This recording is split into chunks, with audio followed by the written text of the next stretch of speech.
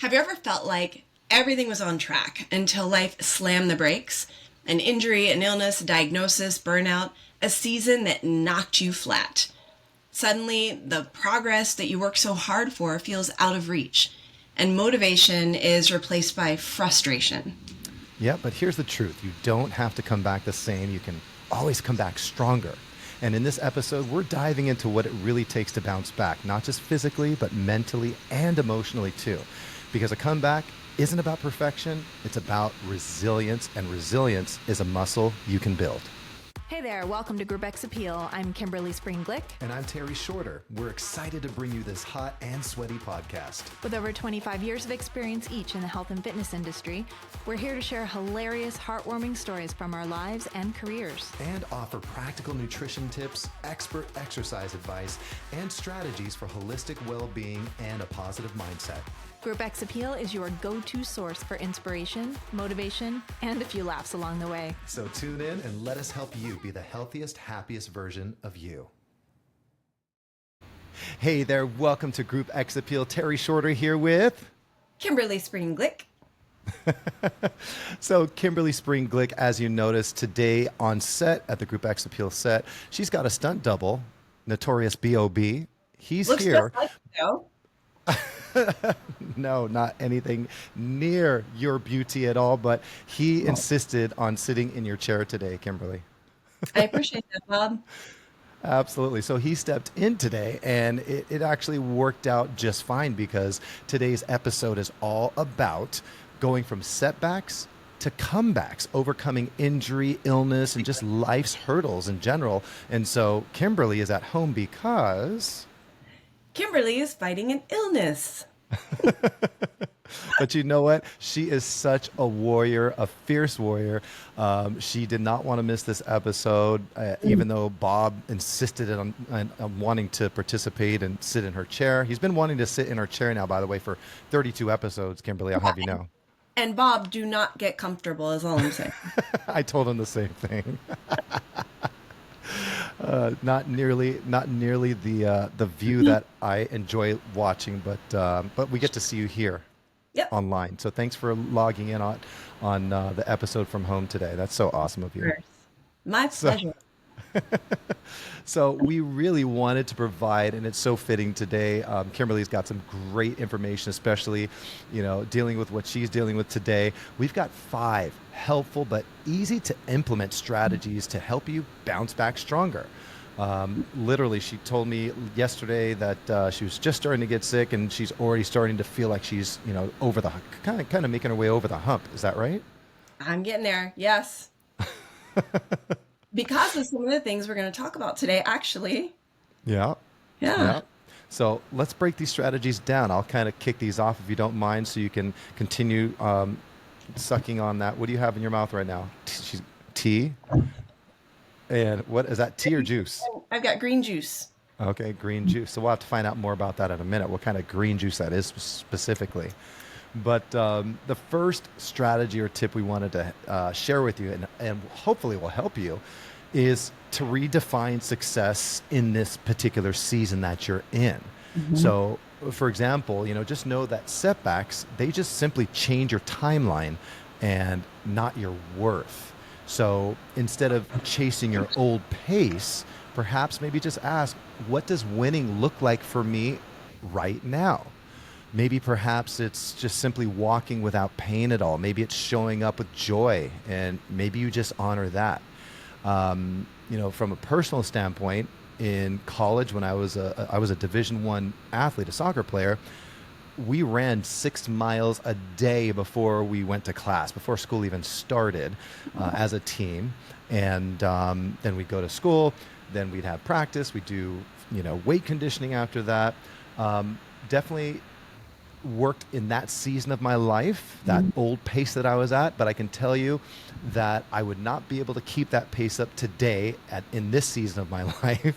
I am winning in different areas. Like, for example, I've taken on things like yoga, kind of fills that gap where I feel accomplished. I feel, I feel like I've got a victory under my belt when the class is done, and so that for me now in this season, I'm able to enjoy and redefine success now as a 52-year-old. For you, Kimberly, how have you redefined success, for yourself so far? I have redefined it in the way that I kind of just honor the evolution. Sure. I honor the wisdom and the strengths I've gained along the way because, Hmm. I think about the fact that I used to teach 15 to 20 classes a week and the vast majority of them were high impact. Wow. Yeah. And I just redefine. I also, like you, got into yoga. And so for me, getting in and feeling still the ability to move my body, but in a way Hmm. that doesn't have such a great cost. Sure. That's kind of the thing. Like, there are a lot of things that we could still do, Right. but we have to start asking at what At what cost. cost? All And right. so you redefine, because success is being able to do what you want to do without having to pay a major price for it, right? Right. Right. So that's been it for me. It's just kind of honoring and embracing the evolution of me, my body, and Good. Yay. yeah. Love it. Love it. Love it. So tip number 2 or strategy number 2, you want to Yes. go ahead and share that? Tip. It's kind of related to what we just talked about Hmm. because so often when we have a season where we've been knocked down, whether it's an injury or illness or something, we immediately focus on what we've lost. We Right. immediately focus on what we can't currently do, what we can't currently focus on.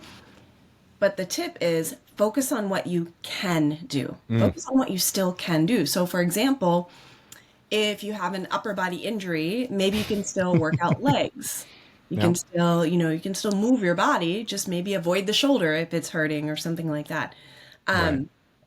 The focus on, if you're dealing with an illness, like right now, I'm focused on hydration Good for you. and good vitamins and, all the fun things and, vitamin C and zinc. I'm focusing on getting the rest I know I need Hmm. to be able to feel better as quickly as possible because so often we get frustrated and we push ourselves because of that frustration and we end up being down longer than we need to be. Right. So I used to live like that where you got to push through, right? Right. And now I kind of pull back. I was really proud of myself when I, let Terry know yesterday. I'm like, I think, we should do this virtually because obviously I don't want to be around him when I'm dealing with something and potentially get him sick. Thank And another you. part of it, well, you are welcome. I love Me and Bob, by the way, not just and me. Bob. I don't. Well, Yeah. I definitely don't want to get Bob sick. You No. guys do not want to be around Bob when he is not feeling well. Such a grouch. But another element of it was just honoring myself and realizing that the best course of action for me is to focus on getting well as quickly as possible, which Yeah. means stay here, stay hydrated, get the rest that I need, and then as I feel better and better, I continue to focus on what I can do, which will be a little more every day because that's just how the body works. The power that made the body can heal the body, and I truly believe that. And the other thing you've got to focus on, which Terry and I are horrible at, but I really Uh-oh. challenge us to get better, and that is maintaining your sense of humor. No matter what you're dealing with, whatever setback life has thrown your way, if you can find a way to A, look around for things you have to be grateful for, I should note as well, Yeah. but B, what can you laugh about? Where can we find lightness even when things feel kind of gloomy? So Sure. thank you, Gr- Terry, for helping me laugh today. Absolutely. It's not that difficult to make each other laugh. I know. True. So, well, awesome tip. Thank you for sharing that. Focus on what you can do. Yep. Tip number 3, and I'm actually dealing with this right now. I haven't shared with you yet, but treat your healing like it's training. So just like when you go and train, it takes effort, right? Well, so does recovery as well. You want to be very, very mindful when it's time to recover. And that means things like consistent sleep, for example, making sure that you get a really solid night's sleep, gentle movement, or perhaps anti-inflammatory nutrition. You can actually check out our episode 30 actually with Chef Maria. She shares some really great tips, some anti-inflammatory foods as well, natural foods. And then, of course, you want to give your body the same love you give a training schedule. So, for example, this last week, for about 9 days now, actually more than a week now, I've had sciatica issues, which is not normal for me. And I've been dealing with this throbbing pain in my lower back, running down my glute, now for over a week. And, we both have pretty busy schedules, very active schedules, both Kimberly and I. And this week I've really had to be a lot more mindful about icing. I've had to be more mindful about massage. I've had to be more mindful about making sure I get those anti-inflammatory foods in my system so I can recover.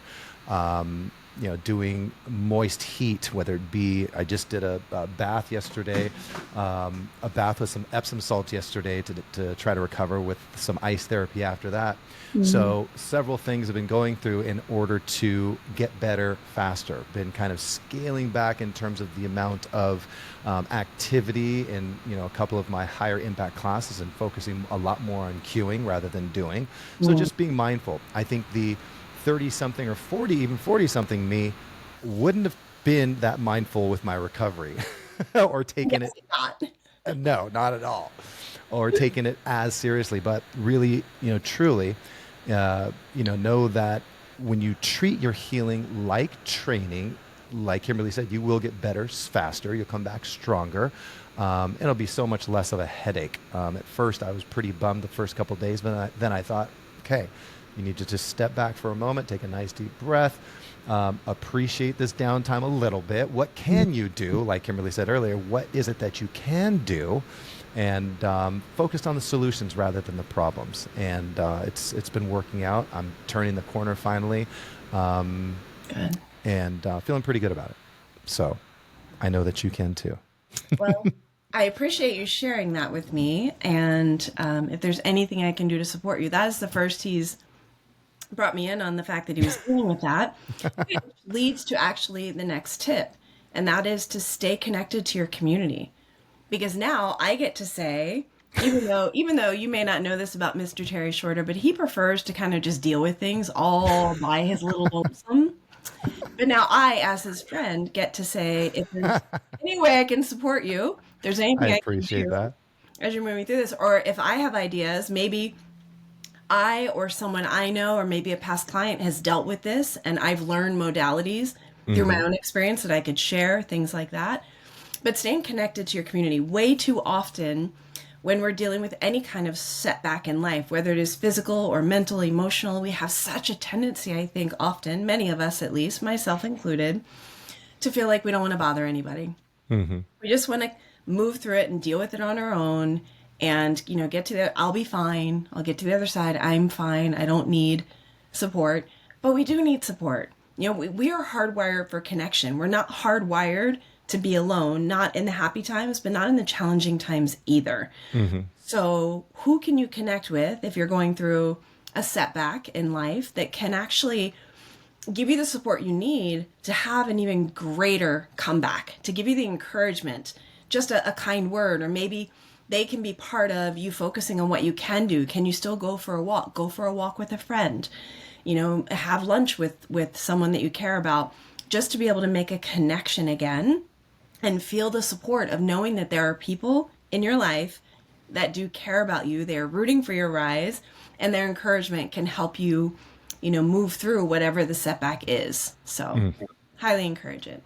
Thank you. So as soon as you're better, I'm going to need a massage, just so you know. Okay. So. and it was sciatica, yes? Yep. Oh, feeling my. it. Oh, feeling my. it. Feeling it. So thank you for tip number 4. And the last one, tip number 5, is simply rewrite the narrative, right? Mm-hmm. Kind of your brain doesn't know what, you can kind of change your paradigm. Just make a paradigm shift. Instead of saying, I'm behind, perhaps say, I'm building a stronger foundation. Or instead of saying, I can't stand this setback, instead perhaps say, I love this comeback that I'm making right now. So just simply flipping your self-talk. because your story truly, it's not over. It's just simply evolving. And so if you can, kind of find the brighter side, the lighter side, the more positive side. I've got this sweatshirt that I'm wearing right now. It says always optimistic. And it was given to me at the Yoga Expo this past weekend by this really sweet husband and wife that started this company in 2020 during the pandemic.